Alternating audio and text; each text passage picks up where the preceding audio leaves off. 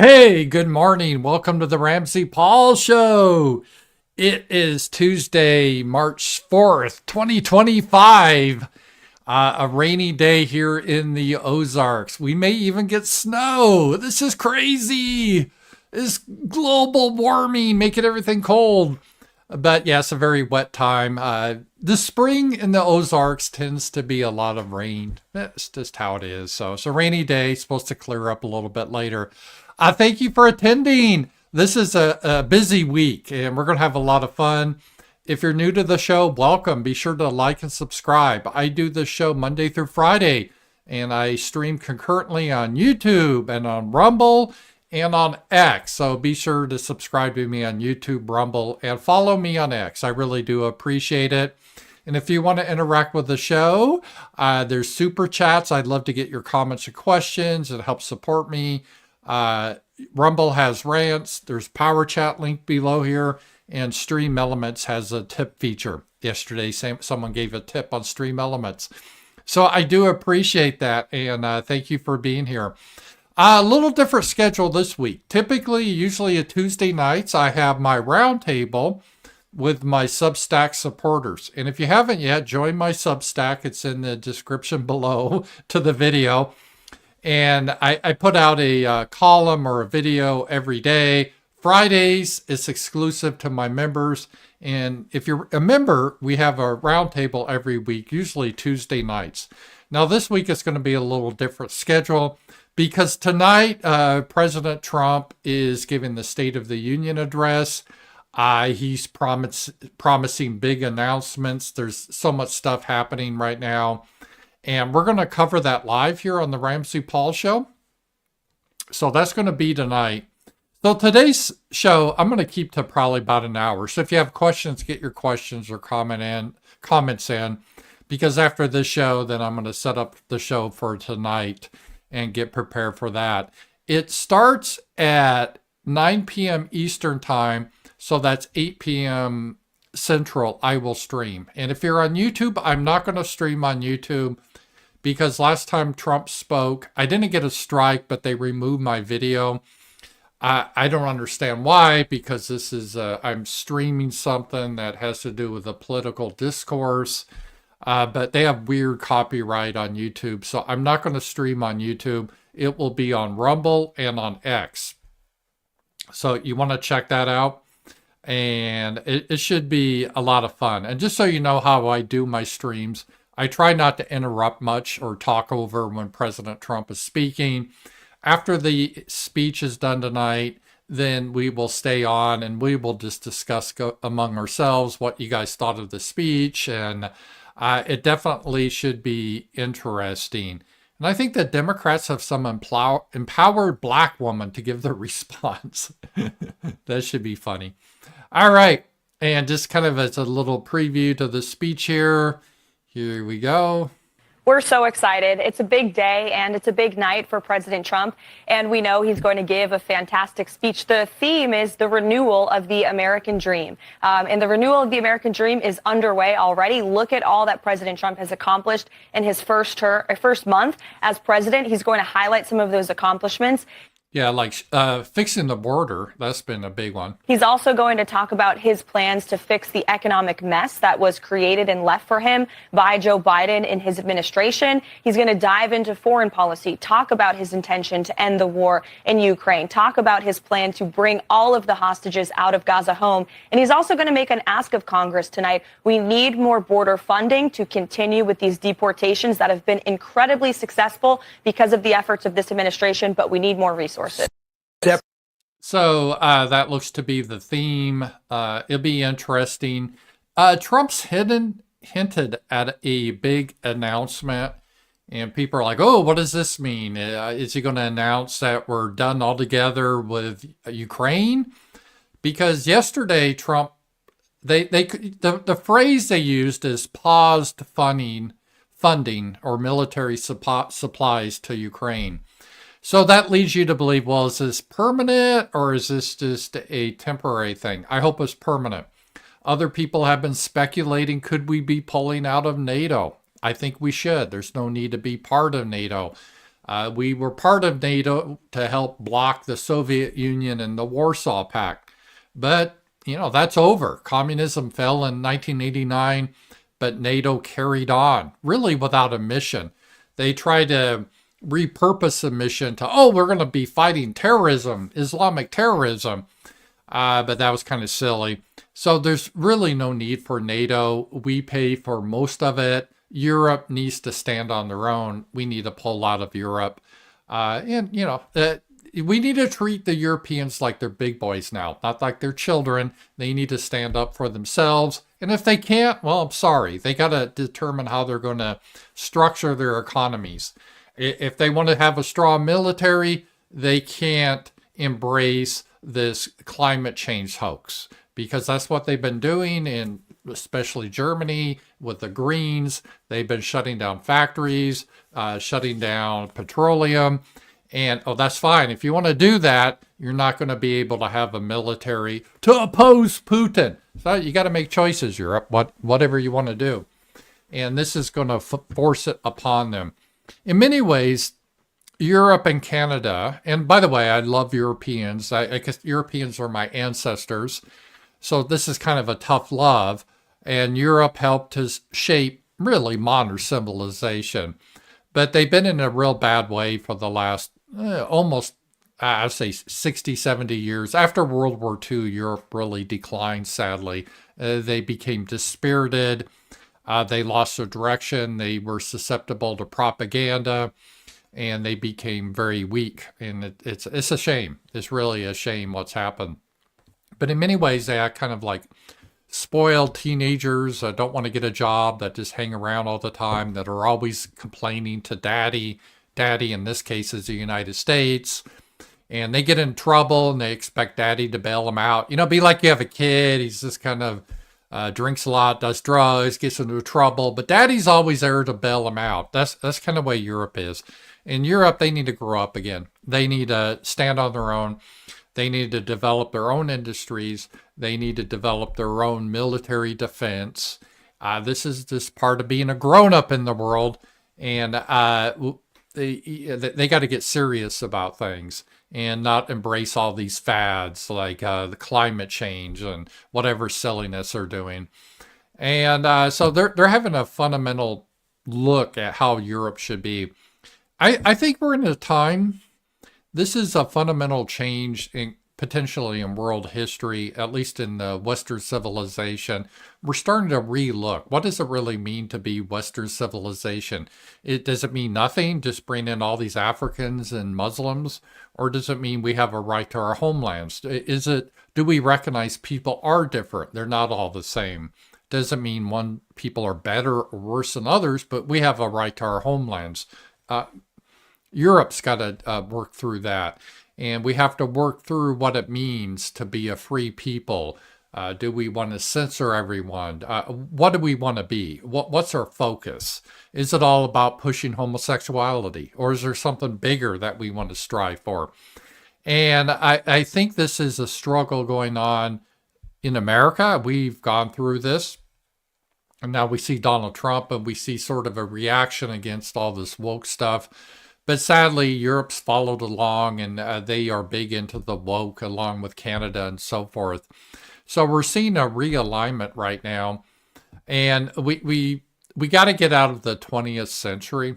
So many people on the left and the right have been stuck in the 20th century. A lot of these, and I don't mean to pick on boomers, but a lot of the boomer mentality, they still think it's always 1938 and Adolf Hitler. Everything is that. Or everything is 1968 and the hippies. Or in case of the conservatives, everything is 1985 and Ronald Reagan. And we got to stand up against Putin because he represents the Soviet Union. And they're the godless, evil country, atheists, communists, which they were.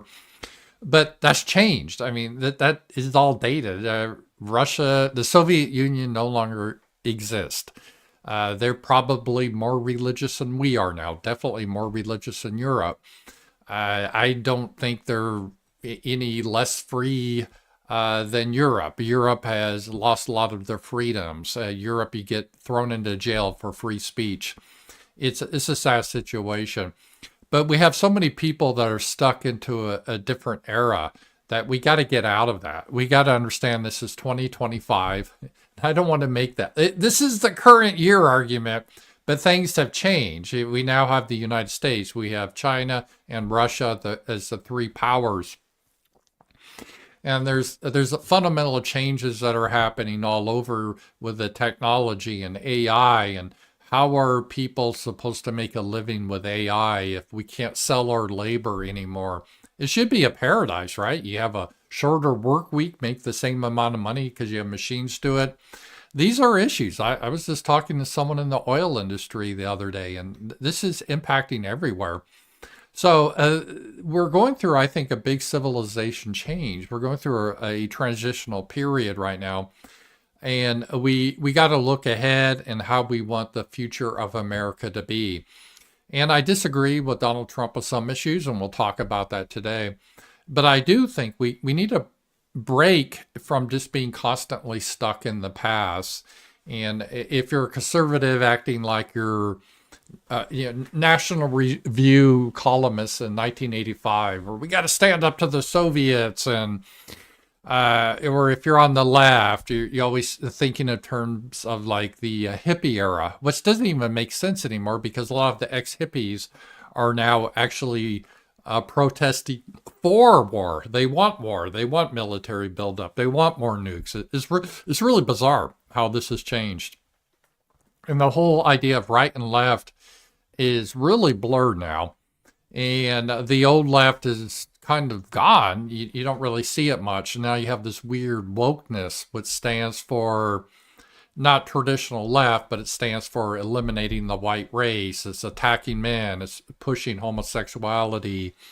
It's just the whole globalist view. And then you have a view I would call the more right, that we need to return to families and nations. And as a nation, as America, we should have an official language, which we do now, English. And we don't have to invite the entire world in. And Canada, you had a nice nation. You're under no obligation to import millions of Indians. They're not compatible with your country. And we're seeing not just in America and Canada, but worldwide. And how do we work with Russia? We got to get out of our head. They're not the Soviet Union. And the neocons, they got to put back their ancient hatreds of the Slavic people, or, oh, well, they're Christian and they don't allow gay pride parades. Well, no one should allow gay pride parades. It's a fundamental conflict that we're under right now that is just bigger than Ukraine. So I think this is going to be a very interesting time. And we're seeing that it's not business as usual in America. We're restructuring how we do things, even our relations to Europe and Canada, with Russia and China. I think Trump looks at, why do we need to be an enemy with Russia? And I wrote my column today about that, is why. It doesn't really make a lot of sense. It's not like Russia has never attacked us. Russia's not planning. Russia has not invaded California. Maybe it'd be better if they did, but they haven't, or Alaska. Their invasion was eastern Ukraine. Ukraine used to be part of the Soviet Union. Historically, that was a lot of Russian lands. I'm not going to go through the whole lead up to the war, but the point is it really shouldn't involve the United States. Our policy should be America first. We care about America. We're friendly to other countries. We're willing to trade with other countries fairly. If they put tariffs on us, we're going to put tariffs on them. They're not going to get a free ride anymore, looking at you, Canada. But we're moving forward, and we need to relook at things like, why should Russia just be the enemy? No one's really given a good explanation for that. It doesn't really make a lot of sense. And I think Trump's looking at that too. It's like, we should be friends with Putin. Let's trade. Let's do joint ventures together. Same with China. And I know a lot of neocons think that Trump wants to pivot from Russia to China, but I don't think so. I don't think Trump wants war or bad relations with any of the other great powers. So we need to relook at that. And then why are we in NATO? That's a relic from the past that should have gone away in 1989. There's no reason to have NATO anymore. And Europe's got to figure out a lot of stuff on their own. Do they just want to replace themselves with Africans and become like in third world countries, or do they want to establish their homelands again?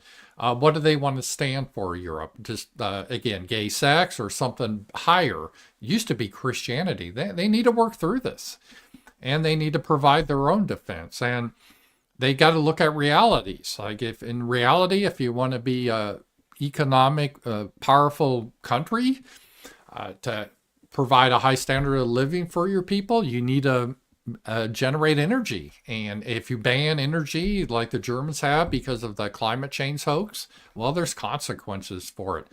Make you feel good. You can virtue signal, but it's going to lead your people into poverty. And poor countries can't fight wars, and eventually you'll be replaced. And then the people that replace you won't give a shit about the green hoax. So there's a lot of things that are going on now, and I think this State of the Union address should be quite interesting. And a couple of things. Well, I'm going to go over real quick. I already got a super chat. Thank you. And to remind everyone, I am going to be streaming tonight, so I'm looking forward to you guys joining. Check me on Rumble and on X. I'm not streaming on YouTube tonight. How can the far right, center, and far left hate each other so much, and yet they all protect Epstein child trafficking? Yeah. The Epstein thing is interesting. I wrote an article about this, I think, earlier in the week, or was it last week? It kind of blurs together. Part of the Epstein thing, I believe Epstein was part of a blackmail operation for Israel. That and I'm not going to go through it all here. I wrote about it. Epstein's ties to Zionists. And it wasn't like how do you blackmail people? You get them in really compromising situations, and it being with children is one of the ways. And I think that's what the purpose of it was, to blackmail a lot of people. So the Epstein thing, I think, is a very touchy situation for a couple of reasons. One, there's a lot of powerful people, not just politicians, could be judges, could be reporters, and so forth, that are currently being blackmailed. They have video of them maybe having sex with children, and that would not look good for them if that should be released. And in exchange, I think they're being blackmailed to have a certain position towards Israel. That explains some of these, I won't say these, but some of these politicians are like, what's going on exactly? And I'm not saying everyone is, or everyone that went to Epstein Island. And then there's a problem too. If this is a blackmail operation being run by Israel, this makes it difficult for the Trump administration, as they sort of have a fetish for Israel, as we'll talk about later here. So I think it's both on the right and the left, it creates issue. There's a lot of people on the left that were involved with the child sex type of stuff. And there's people on the right that are embarrassed how a foreign country is running a blackmail operation on us. So a lot of this, I think, is always going to be swept under the rug, because it shows a lot of corruption on both the so-called right and the left. And this gets back to the whole right and the left, how you define these terms. I think they're sort of dated terms. But it's a difficult situation. And I think I wouldn't doubt there's FBI agents that were involved with having sex with children. They were videotaped, and unbeknownst to them. So I think they ensnared a lot of people with this honeypot. It's sad of that situation, but I think that's where we are in that. All right, let's talk now about little bit J.D. Vance, who I really do like. I think he's been a very strong vice president. You're exactly And he's talking about the meeting with Zelenskyy. Exactly right, Sean. When the Ukrainians came to Washington on Friday, it was supposed to be ceremonial. You know, there had been some public back and forth, some disagreements, some words spoken in public. And the president was like, let's have this moment. We give some credit to the brave Ukrainian fighters. And of course, it's a very brave army that they have there in Ukraine. Let's sign this minerals deal, which importantly does two things. It allows the American people to get some of their money back, but it also shows the Ukrainian Ukrainian people that America has a long-term investment in their sovereignty. You do those things, we'll sign this thing, we'll have a rah-rah moment, and then we'll get to the tough talk of negotiating peace. We couldn't even get the Ukrainians to a point where they could talk about the peaceful settlement. And look, in some ways, Sean, I get it. I get the frustration. I get the rage. It's their country. Of course, it's not our country. But you've got to accept, cooler heads have got to prevail. This thing cannot go on forever. This is the important point. I'd say this to our, of course, most importantly, the Americans who are watching, but people all over the world. When you talk to leaders in private, whether they're Ukrainian or European, when you talk to people in private, they will tell you this cannot go on forever. There aren't enough Ukrainian lives, there isn't enough American money, and there isn't enough ammunition to fund this thing indefinitely. The only realistic pathway to bringing this thing to a settlement is President Trump's pathway. We encourage both President Zelenskyy and President Putin to follow that path. All right, let me just comment on this a little bit. And as I spoke, left versus right. It's almost right now just means you deal with the reality, whereas the left, they have this magical thinking. You saw this with Oprah and The Secret, where you could just speak your reality into existence. If you had the right thoughts, that would magically change reality. It's a very primitive form of thinking. It's not true, but people like it. And Europe seems to be in this fantasy mode. And a couple of things what J.D. Vance was saying here. The first part is I don't think they can deal with Zelenskyy. We can deal with Zelenskyy or the Russians or really anyone.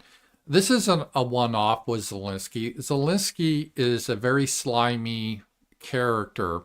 I know politicians, they all tend to be. But Zelenskyy, he could tell you one thing. Say it's 11:20 a.m. now, 11:21 a.m. here in Arkansas time. He could tell me this, and then an hour later, he could just totally change his opinion and say something totally different. And this has been frustrating a lot of people, not just the Americans. The Russians ran into this earlier. Supposedly the Chinese had issues with Zelenskyy. Even the Biden regime had troubles with him because Zelenskyy is not, his word doesn't mean anything. So him saying something is totally irrelevant. And yeah, I know all politicians lie, and I get it, but Zelenskyy's on a different level. What he says is like totally irrelevant. His words don't mean anything because he changes by the hour. And what J.D. Vance was saying here, this is just simple diplomatic protocol. And when you have these thing with the press, right? They had an event with the press in the Oval Office. And as J.D. Vance said, and this is not letting out any secrets, so behind the scenes, you do the difficult negotiations, so the cameras aren't on, and you deal with each other. And then when you get in front of the press, you only go in front of the press or the media is when you've already agreed to something and you have a joint positive message that you put out to the press. And any disagreements you handle behind the scenes. That's just the way it's done everywhere, not just in politics, but in business and so forth. When you're having this joint meeting, then it's not the time to start getting into a debate about it. And that's what Zelenskyy did. And this mineral rights deal, which I wrote about, I think is kind of dumb anyway, because I don't think Ukraine really has these minerals. I think they're more in the Russian territory, but put that aside. And it's not like Zelenskyy would ever honor agreement. Zelenskyy's word means nothing. But putting that aside, they supposedly had an agreement before they went into the Oval Office. And then, of course, like Zelenskyy always does, he just changed his mind on the spur of the moment. And this happened, I've counted so many times just with this mineral rights deal. The mineral deal was first proposed by Zelenskyy. It wasn't proposed by the Americans. And that was last year. And then he's gone back and forth. So we're like, okay, we'll do it. And then he goes, yeah, okay, fine. I remember at the Munich Security Conference, supposedly, he met in private with J.D. Vance and Rubio. And Zelensky's, yeah, I like this deal. Let's go forward with that. And they're like, good, okay, thanks. Let's do this. And then an hour later, Zelenskyy was bitching to the press about it. and JD Vance or Rubio was like, what the hell? What is wrong with this little goblin? And this is how Zelenskyy works. And then it happened again. Then finally oh no, I was mistaken. I'm back on it and I'll agree to it. I'm going to go to Washington and agree to it. And they're like, oh, okay, you're back and forth on this, but glad you finally agreed to it. Then they get in the Oval Office. So behind the scenes, they agree to it. They get in front of the cameras, and Zelenskyy decides to play to the cameras like, oh, I'm not going to agree to the deal unless you give a security guarantee, which is a way to get us into the war with Russia. That's his real goal. And we're like, no, we talked about that. There's not going to be a security guarantee. American troops aren't going to go to fight for you. And as J.D. Vance said during that whole debate that happened in the Oval Office, he said, this is disrespectful. And he called out Zelenskyy on it, and good for J.D. Vance. He said, you're being very disrespectful. This sort of thing, and I think the phrase J.D. Vance used, litigate. If you want to litigate this needs to be done in private, not in front of the cameras here. By doing it in front of the cameras, you're trying to do some showmanship, and you're acting in bad faith. And Trump finally got pissed off, and we literally kicked Zelensky's ass out of the White House. He didn't even get lunch. We had like a lunch prepared afterwards for him. They're like, no, you don't get the damn lunch. We're going to give that to the journalists. You get the hell out of the White House. And it was a very rude behavior by Zelenskyy, just a breach of protocol, how he behaved. But this is typical for Zelenskyy. He, it's just how I don't know him that well, but just watching him, I've never seen anyone this dramatic about how he flip-flops by the hour and his word means nothing. So I don't think we can continue on with Zelenskyy, and I think the Americans realize it. Hopefully the Europeans will realize it. One way or the other, and Trump has said this just yesterday, Zelenskyy needs to go. We can't deal with this guy. He says, whatever he says is irrelevant. Like just this morning now, and I'll show you guys this, Zelenskyy saying, oh, no, there's a big misunderstanding. I know it just went wrong. I'm on board to agree with it now. I'm on board to agree. Of course I want peace now. And it's like, well, you said that so many times, and then you always backtrack. You go back and forth all the time. You're just not a reliable person. I know sometimes people do that once or twice, but if you're constantly doing, what's the point? What's the point? This guy, what he says is irrelevant because he's a liar, habitual liar, to a level I've never seen, that he changes his story by the hour. So why waste your breath on this guy? It's just not worth it. So even if we got him back to Washington, he'd probably start the fight all over again. It's just, that's how he's wired, and we don't have time to waste with him. I wouldn't, it's beneath our dignity to, he's not even at this point an elected leader. He canceled elections. He's a dictator. We shouldn't spend our time with this 2-bit dictator that is a liar, and he doesn't seem that bright to me. If he was a little bit more cunning, he would at least know how to act and pretend, right? Because as J.D. Vance said, all he had to do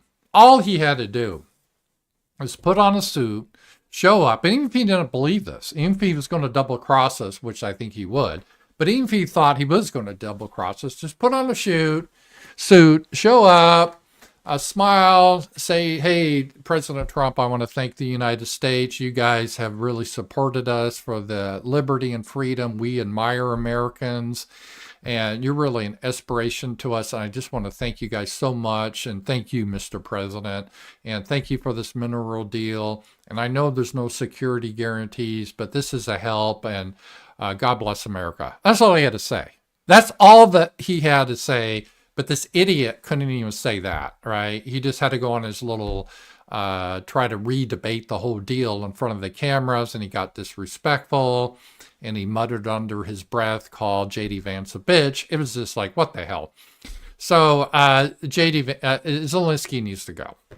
I'm tired of hearing about him. I don't care what he has to say. His words are meaningless. The second part J.D. Vance said here is the reality of the situation, that when the cameras are not on, even a lot of the European leaders understand the reality. And the reality of the situation is, and it's been the reality for 3 years, Ukraine is losing the war. They can't win the war against Russia. They do not have the bottom line, they don't have enough men. Russia's a lot larger nation. The Ukrainian men are being wiped out. It's a war of attrition. And Russia has been slowly advancing. It's been tough, but Russia is winning. And the Ukrainians don't have enough men to continue the war. And we in the West don't have enough ammunition or weapons to continue this war. Europe is a joke. They don't have anything really to contribute. They can try to act tough and they can make proclamations and they can have the rural boss act tough, but they can't continue. And we are running low. Our inventory is low. And sadly, because of mismanagement of previous administrations, we've outsourced a lot of our capabilities overseas. We're trying to get it back now under Trump. But this takes time. And we are in a really severe financial crisis in this country. People haven't realized it, but with a deficit, we've kicked the can down the road is how we've dealt with it for the past 50 years. But now the can is huge and it's like full of concrete and we're not being able to kick it. And our interest payments on our debt are more than we spend on national defense. Pretty soon we won't be able to get more debt. And then either we have to do dramatic spending cuts or we're going to have hyperinflation. That's just reality. That's not political. That's math. And so we don't have the money to piss away on this bullshit. So that's the reality of the situation. People may not like the reality, but we need to deal within the reality. So one way or the other, the war needs to end. And we can't start just having fantasies about this. Let's see here. I got another super chat, so thank you. This is Clutch Fan 1971. Rams, have you looked into the new quantum chip that Microsoft just announced? I feel as though between quantum computing and AI, we are on the verge of something really big. No, I haven't heard about that. I will look into that, but I agree with your point. I think we're in a dramatic restructuring of the economy, just not in the West, but in not just in America, but the entire West, but maybe even the world. We went through various phases like the industrial age. After we had an agrarian, it was mostly farmers, and we went into the industrial age. I think we're going into a new age now where you may not really need humans to work. And it should be like a paradise, or we could end up in a dystopian model. And again, this isn't theoretical. I talked to someone, I'm not going to say who, because it's not really relevant, but in the industry, and they're not necessarily someone in our audience, just someone I know in real life, that this is impacting even in the energy, petroleum energy sector, the AI and everything. So this isn't really fake. It's going to cost a lot of jobs. And they've had a lot of layoffs. We just don't need as many people now anymore. And so because of this, we definitely don't need Indians coming over in H-1Bs. We don't need more people. We got enough people.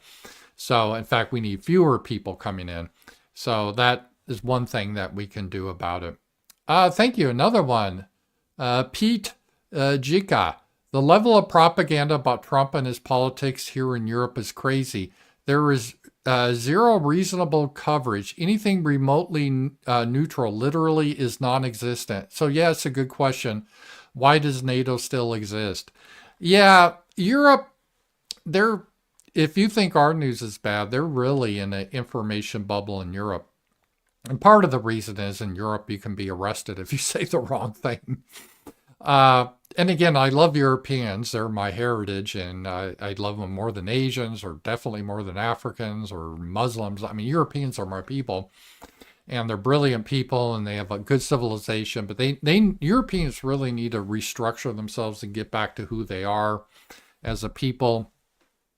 And they need not to worry so much about Daddy Trump. In fact, I would like to see Europe stand alone, stand by themselves. Europe needs to grow up, and it's ironic saying this because they're older than America, but they're starting to act like petulant teenagers, and they have been for 50 years. Europe needs to have their own armies, their own industry, and they need to stop complaining about America all the time, because we're having our own issues. We can't afford to keep propping up Europe or Canada for that matter.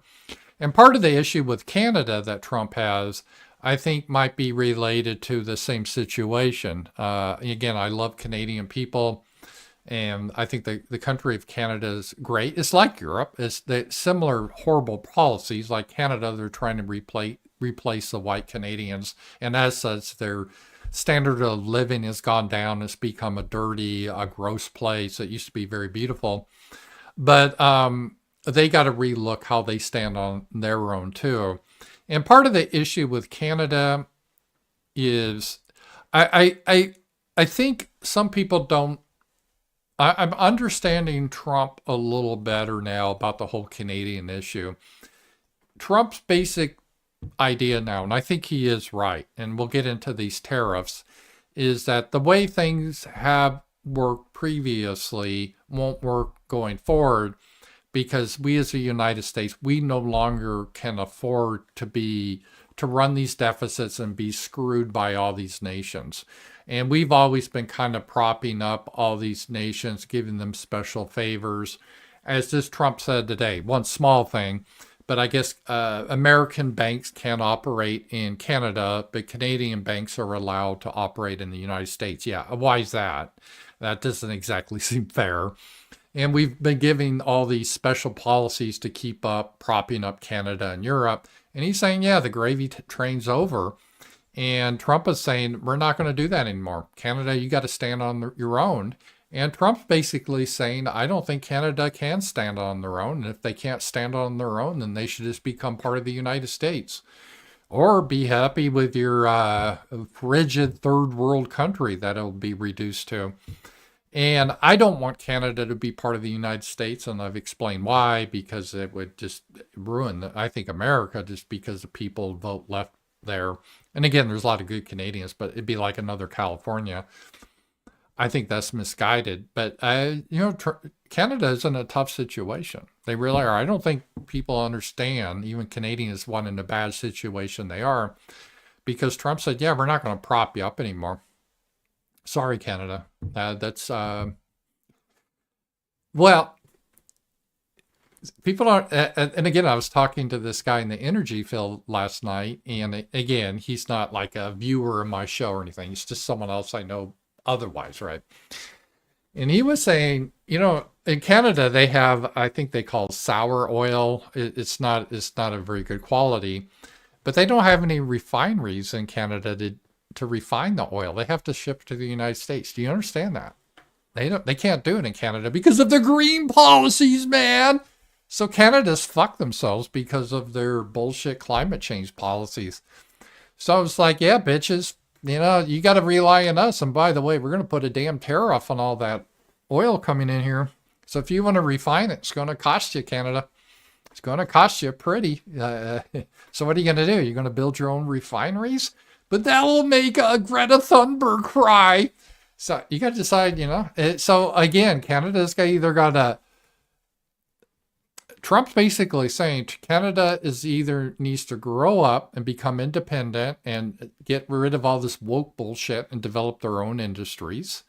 And who cares if it makes Mother Earth sad? You got to get rid of these women that are always crying about the precious Earth, the polar bears. They either got to do that or, I guess he's saying you could be part of the United States, but otherwise you're not going to stand on your own. So I think that's a lot of what we're seeing here. It's really the conference they had that after the Zelenskyy fiasco, Starmer had a conference in London, and they had that planned beforehand. They thought they would be able to, Macron and Starmer would be able to trick Trump and the hillbilly J.D. Vance into security guarantee, and we wouldn't understand really what that means, trying to sucker us in a war with Russia. And then we would sign the mineral agreement with Zelenskyy with a security guarantee, even though we said we're not going to do that. And they thought they could flatter Trump. And Trump, he high-fives Macron, they laughed and everything. And Trump was, he's pleasant with these guys. It's funny because he goes, I don't know why these guys want to see me, but yeah, I'll have them over. And it was a pleasant visit, but they weren't able to do that with Trump. Then Zelenskyy came, he had his temper tantrum, and he got his ass kicked out. But they were hoping, they had that conference set up in London, so they thought have the agreement with the United States that we would back their harebrained scheme to send British troops into Ukraine, and we would, once they got their asses kicked, we would jump into the war. And that fell through. But so they still had their conference, but there was no reason for the conference. And the conference really, they came up with a new plan, which was the same as their old plan. Way to go, Starmer. And it was more bitching about Trump. And really, the whole conference was like, the problem is Trump, not Putin. So I think in many ways, Europe is right. Because Putin was never a threat to Europe, despite the propaganda. Putin has no desire to attack Germany or Poland or Britain. It's just silly. Those countries are protected under NATO Article 5. That was just crude propaganda. That was nonsense. So really, Putin doesn't really have much to do with Europe. He just wants to sell them gas and oil, which, by the way, because Europe was supposed to cut off, but they really didn't, as Trump reminded them. But the real realignment in Europe is going to happen if the United States decides to bail out. And maybe Trump will say that. Maybe tonight Trump will say, hey, Europe, we're out of NATO. You guys have whatever organizations you want. Have fun with it, but we're no longer going to pay for that. I hope he does that. I hope he does that. So anyway, that was a little bit about that here. Let me just hear. And Trump is, again, Zelenskyy has no instincts diplomatically. And again, Sasha always laughs at me when I say this, but I'm like, she says I'm LARPing. Okay, I'm LARPing as a hillbilly in the Ozarks. I do live in the Ozarks, own rural area. But even I could handle myself better than Zelenskyy on the diplomatic stage, right? I'm not real sophisticated. I don't understand, those super fancy dinners where you have like 10 forks laid out. In all different, I don't know which ones to use, okay? So maybe I make a diplomatic faux pas. So I'm not great at that, but I understand basically how to talk to people. And this is a problem. Zelenskyy said yesterday, Zelensky's tone deaf. He said, oh no, this war's not going to end anytime soon. It's going to be a long, long ways away. And that goes totally against what Trump has been saying, that no, we're going to end the war. It's going to end soon. And Trump got pissed off. So already Zelenskyy was in the doghouse, right? But Zelenskyy has no sense. And then he just started to kick the beehive again because, Zelensky's an idiot. Maybe he is a coke addict. And Donald Trump's, here it is. Ukraine Zelenskyy says the end of the war with Russia is very, very far away. Not just far away, but not even very far away, but very, very far away. But this is Trump has always been saying, no, we're going to end this quick. So it's like, okay, great message there, Zelenskyy. And Donald Trump said, this is the worst statement that could have been made by Zelenskyy, and America will not put up with it for much longer. It is what I was saying. This guy doesn't want there to be peace as long as America is backing. And Europe, in the meeting they had with Zelenskyy, stated flatly they cannot do the job without the U.S. Probably not. A great statement to have been made in terms of show of strength against Russia. What are they thinking? I don't know what they're thinking. They're idiots. And Europe even are acting like idiots. The European leaders, they're like, yeah, fuck Trump. We're going to stand against Russia. And we have our girl bosses.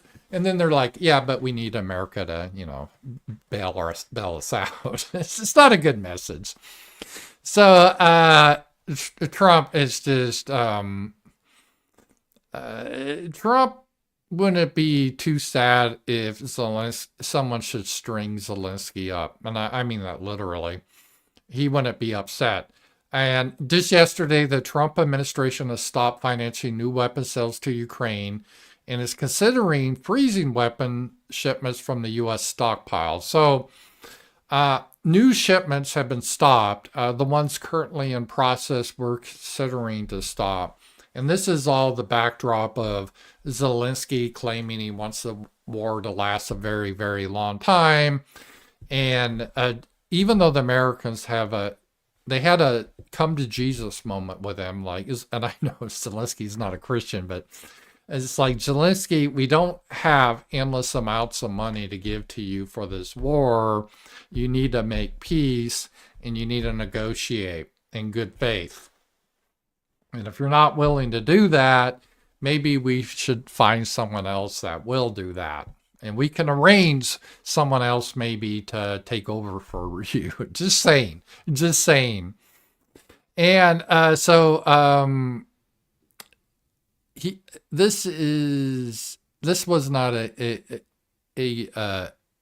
a good message that Zelensky's been saying. And let me just see here. JD Vance, again, who's kind of like he's the smartest one probably in the administration. Maybe Steve Miller's up there too. And here's the thing, when you would talk to the Biden administration officials in private, it's another example of a terrible situation the Biden admin left the Trump administration. When you ask them what's the plan, okay, we're going to spend tens of billions of dollars, hundreds of billions of dollars in Ukraine. What is your plan? And they would honestly tell you, well, we're just going to send them weapons for as long as we can and hope eventually they can turn the tide.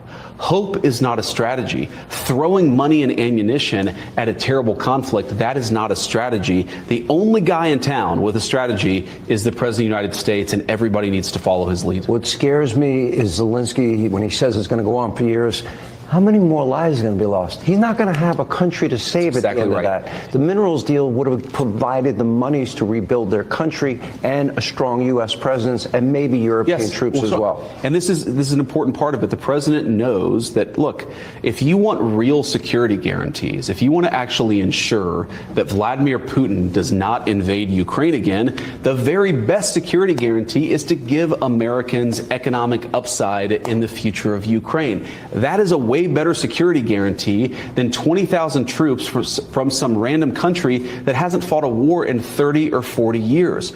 Yeah, by the way, he's talking about Britain. Britain they hardly have any troops. So it's kind of a joke. Britain, Starmer walks around acting like a tough guy, but they don't have an army, really. They have I saw they have 6 tanks, maybe 5 artillery pieces. Their troops, I don't know, they have maybe 5,000 troops that could really even fight. The security guarantee and also the economic guarantee for Ukraine is to rebuild the country and ensure that America has a long-term interest. You're not going to do that if you come to the Oval Office, insult the president, and refuse to follow his plan for peace. So JD Vance just laid that on the line there, what that was. And and he was also, what he was talking about, without saying by name, he was talking about Britain and their harebrained scheme to send British troops into Ukraine is yeah, well, we're not going to be part of that nonsense. So if you want to do that, Britain, that's up to you. We're not going to save your asses once you guys get wiped out with your weak little army. That's your problem, not our problem. And even in Europe, there's been, let me just see here. Yeah, Europe, there's not even solidarity with Starmer's and Macron's plan. And even Starmer and Macron, they got on different messaging because Macron put out a ceasefire idea, which Zelenskyy rejected and Britain wasn't aware of. And this idea of sending European troops to Ukraine, the Italian prime minister, she said, yeah, we're not sending Italian troops there. Poland says that's not going to happen. I think even Germany's not going to do it. So it's pretty much just the French and the British would send troops there. And the whole purpose, again, for them sending troops, because they don't have a strong enough army to make a difference against the Russians, is to act as a tripwire. They want to send those troops in, so those troops, because Russia won't agree to it. So because Russia has already said, if you send troops in, you're part of the conflict, you're fair game. So they want to send in British troops, have some British troops be killed, and then they can go lament and cry like bitches that, oh, mean Putin killed our boys in Ukraine. America, you got to do something about it. That's the plan. Okay, so that's the plan. We all know the plan. So I don't know why Starmer, Macron think they're being cute about it. We all know their little plan. J.D. Vance knows, Donald Trump knows, we all know it. And we're like, yeah, we're not doing that. And we told them that a million times, we're not doing that. But they can't get it through their head. They keep coming up with the same plan. They're like, we got a crisis, emergency meeting. Trump rejected our plan, so we got to get together and come up with a new plan. So they sit around, they pontificate, they take photos together. Then they have a new plan, which is exactly like the old plan. And so I don't know what they're doing. I don't know what the European leaders are doing. We always thought Europeans in America were a little bit more sophisticated, but these guys seem pretty stupid. I mean, they really do. I don't know what they got to get with the program. They're obviously not getting with the program. And some European countries, they're like, yeah, we're not going to get involved with this nonsense. I don't know what you're talking about. Yeah, that's what's happening there. Now, as of today, as if it really makes any difference, let me bring this up. Zelenskyy, he had, it's probably the British wrote this for him. Zelenskyy posted this. Again, I'm sure Zelenskyy didn't write this, but his team, because even Zelenskyy's delegation during the White House Oval Office, when he decided to get in a fight with J.D. Vance and Trump, they were like shaking their hands, and that one lady looked like she was crying, like, why is this idiot acting like this? But now Zelenskyy, he's decided he's going to get on his knees and be our bitch. Our meeting in Washington at the White House on Friday did not go the way it was supposed to be, Zelenskyy wrote on X. It's time to make things right. We would like future cooperation and communication to be constructive. And he wrote a whole word salad. Again, he didn't write it, but basically he's like, I'm sorry. I'm sorry. I'll sign the deal now. I hope Trump says no, because this guy's not reliable. We shouldn't even deal with this guy. So that is the situation with Zelenskyy and where we are there. Pretty crazy. A super chat from Greg. Thank you, Greg, here. Do you think Russia would have agreed to an American presence in Ukraine, albeit an economic one? They're not going to agree to troops in Ukraine, because that was like one of the prime things that the war started, is they don't want Ukraine to be part of NATO. And even if it's not officially part of NATO, but it's like NATO, where we have our troops there. They don't want Western troops in Ukraine. They want Ukraine to basically be demilitarized. What's left of Ukraine. And they're not going to, and they're winning. So they don't have to, that's a no-go. And Trump's been pretty serious about, we're not sending troops there. Now, if Russia said they are okay with our troops there, yeah, we'll send some. But I don't see that happening. So, no, I don't see that's going to happen. Now, from an economic point of view, meaning the minerals, yeah, they'll probably be okay with that. But, yeah, it's right now, Trump thinks in his mind Putin's willing to negotiate legitimately. Zelensky's not, and that's a problem. Anyway, speaking of puppets, we'll look at our little puppets here. Let's take a look at this here. And thank you guys for being here today. And as a reminder, a couple scheduling changes for this week only. Usually we have our roundtable on Tuesday nights. That we won't have our roundtable tonight because I'm going to be streaming. We're going to be watching together the State of the Union address at 8 p.m. Central Time. I'll probably start 15 minutes early.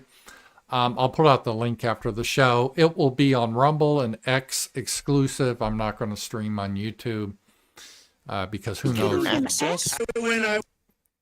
So here's what they put out here. When I win, I will immediately bring prices down starting on day one.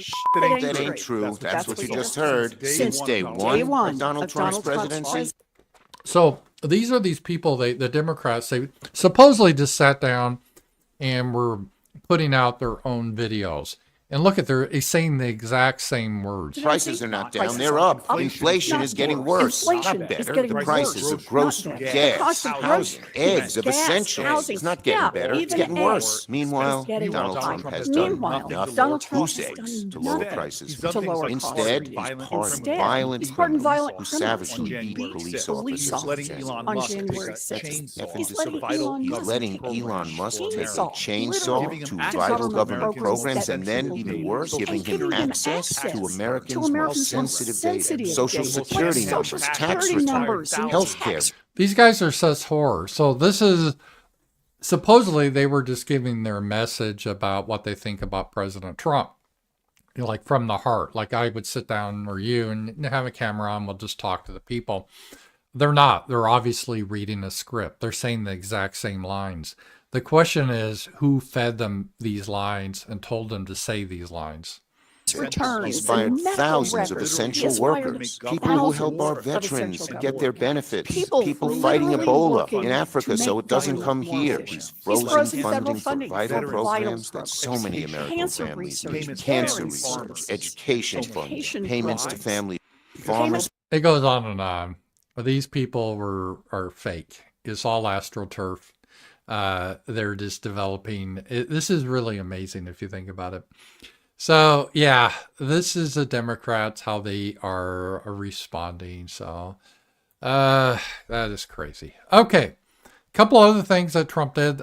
Some of his stuff I'm not happy with. This is I'm not really happy with, and I'll explain why. All federal funding will stop for any college or university that allows illegal protests. Agitators will be imprisoned or permanently sent back to the countries which they came from.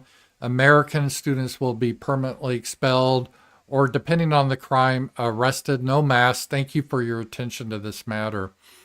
Well, there shouldn't be... okay, there's a couple of things here. Anyone that engaged in violent protests or breaking the law. So let's say you're sitting in the street, or you're breaking windows, or you're throwing stuff at people, you should be arrested. I don't care what you're protesting about. But really what he's focusing on here is he wants to make it illegal for college students to protest Israel. And this is not a good look. And you can say, yeah, but what about people that are here from another country? Well, if they're illegal, they should be arrested anyway and sent back. But if they're like students and they're here for a legal reason, I don't really care if they have like a sign that protests Israel's ethnic cleansing in Gaza or whatever. That I don't have a problem with that. Now, if they start throwing things at people, or if they start breaking windows, or if they start disrupting, yeah, then they should be sent back. But I think part of America is we're able to speak freely and we're able to give our opinions. And this kind of undermines a little bit about what Trump and J.D. Vance have been saying about Europe. About Europe, they don't really allow free speech. They arrest people.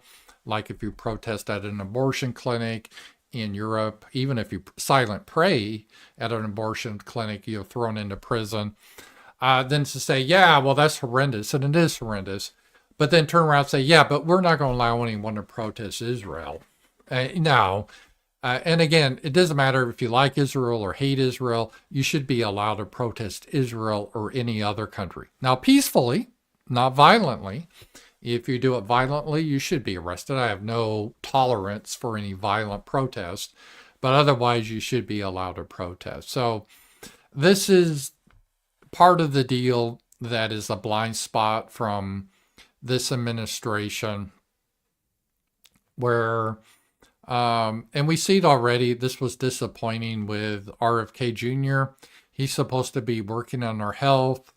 And he's saying anti-Semitism, like racism, is a spiritual and moral malady that sickens society and kills people with lethalities.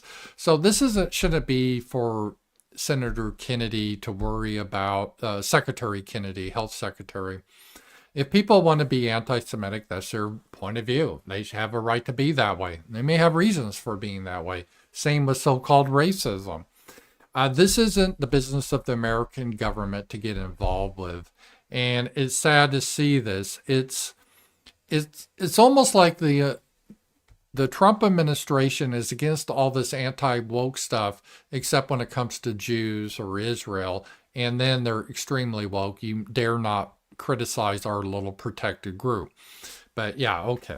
So I agree. They're good. Like, yeah, you should be able to criticize all this gender craziness, LGBTQ, Black Lives Matter, all this type of stuff. And I'm on board with you should as an American. Oh, but don't criticize our Jewish people. Now that's ridiculous. You shouldn't be treated any different than any other group. And unfortunately, Trump's administration, they do treat Jews differently than they treat blacks or whites or Hispanics or anything else. They treat them as like a higher class, and that needs to end. And yeah, that is not a good thing right away. So let's see.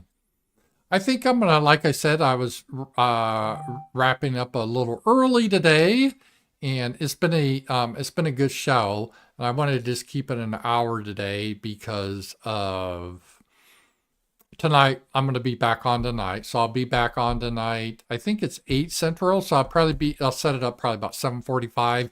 So check on, I'll be publishing it here on X, and I will post it on Rumble. And I always do my updates on Substack. If you haven't subscribed to me on Substack, even if you don't want to pay, you can subscribe to free and get a lot of updates. So do that. And I look forward to that. We'll have a great show tonight, and I will talk to you guys later. Bye-bye.